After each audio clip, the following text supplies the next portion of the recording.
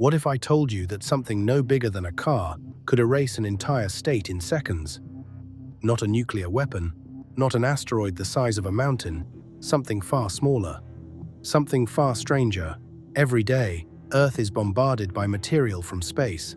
Most of it is harmless, invisible, completely forgettable, but hidden within the vast darkness of the universe. There may exist a type of object so powerful that even a small piece of it could unleash destruction beyond anything humanity has ever witnessed. And the most unsettling part is this. If it exists, it might look exactly like an ordinary meteor, but the moment it touches our world, everything changes. Earth is under constant attack, and yet you feel nothing. Every single day, more than 100 tons of tiny space particles fall into our atmosphere. These grains are no larger than sand, and they burn up instantly, leaving behind nothing but faint streaks that most people never even notice. Even larger objects, the size of a car, enter our atmosphere roughly once a year. When they do, they create bright fireballs that light up the sky. It might look dramatic, even terrifying, but almost all of them are destroyed long before they ever reach the ground. Truly dangerous impacts are incredibly rare. We are talking about events that happen over millions of years. The last time Earth experienced a collision powerful enough to reshape life on the planet was when a massive asteroid contributed to the extinction of the dinosaurs. So, in the grand scheme of things, Earth seems relatively safe, but that sense of safety comes with a dangerous assumption, because when it comes to cosmic impacts, size is not always what matters most, and what comes next challenges everything we think we know.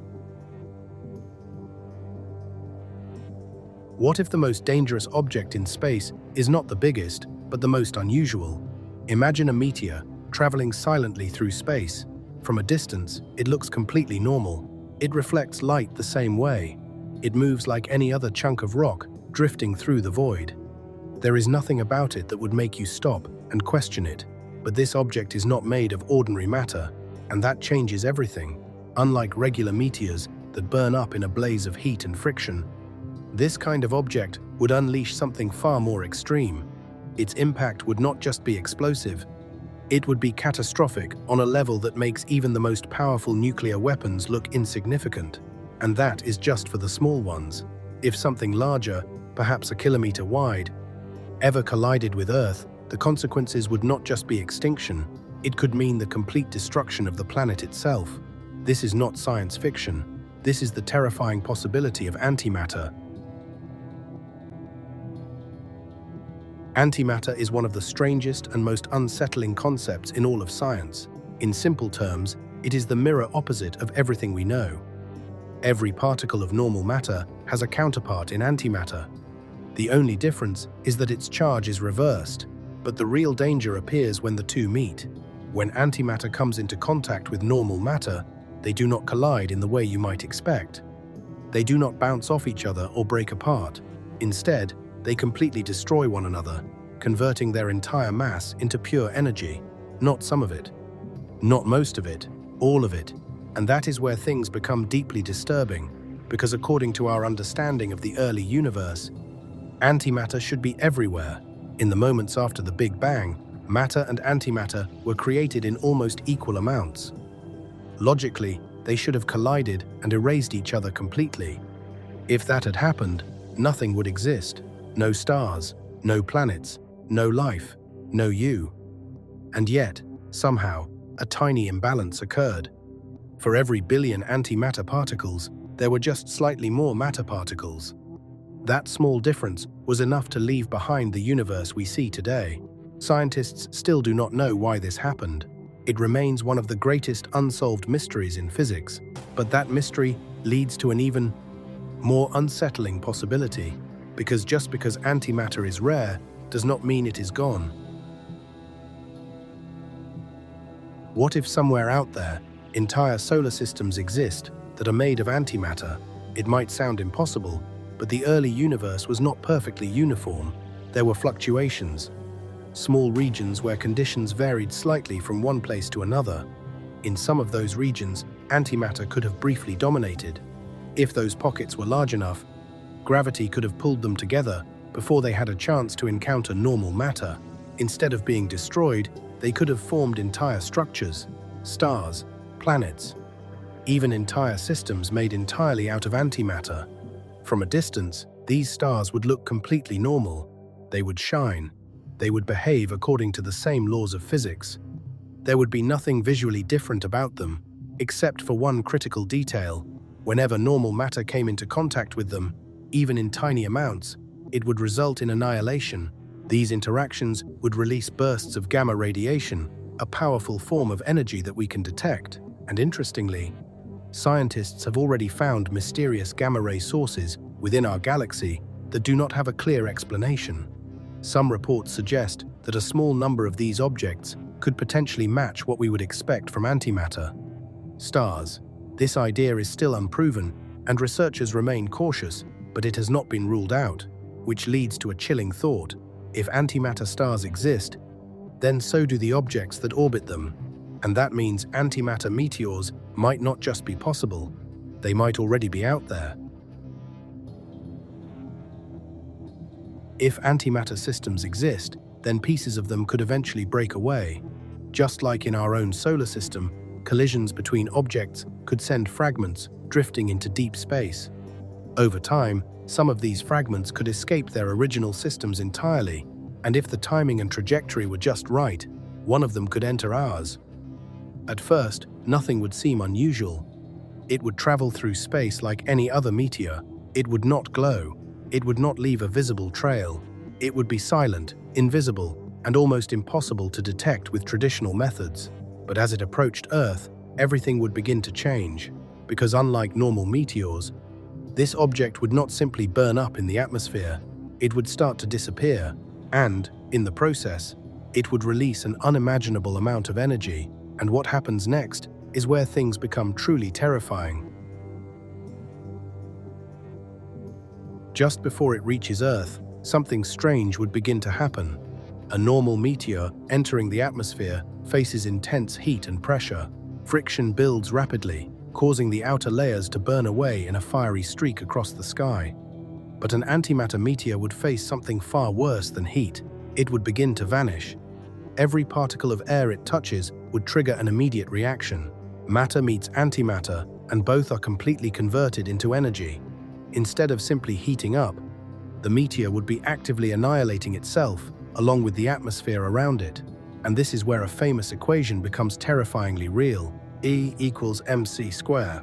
This equation tells us that even a small amount of mass can be converted into an enormous amount of energy. And, in this case, that conversion is almost total. As the meteor descends, it is not just losing mass.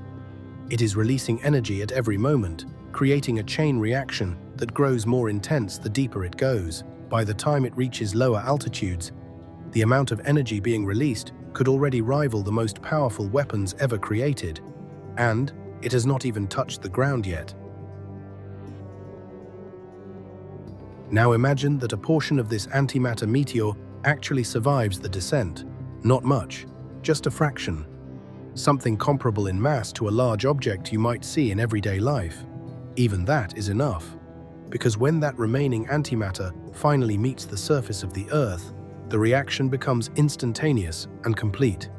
The antimatter and the matter beneath it annihilate together, releasing their full energy all at once. The result would not look like a typical explosion. There would be a blinding flash, a surge of energy so intense that everything near the center would be instantly vaporized. The ground itself would not just crack or shatter. It would cease to exist in that moment.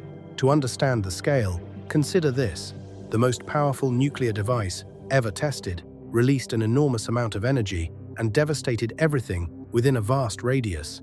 Entire structures were flattened, and shockwaves traveled for hundreds of kilometers. Now multiply that power thousands of times over. That is the level of energy we are dealing with here, and it does not stop at the point of impact. Here is what makes this scenario even more dangerous. Most of the energy from an antimatter meteor would not come from the final impact. It would come from the journey through the atmosphere. As the meteor descends, it is constantly interacting with air particles.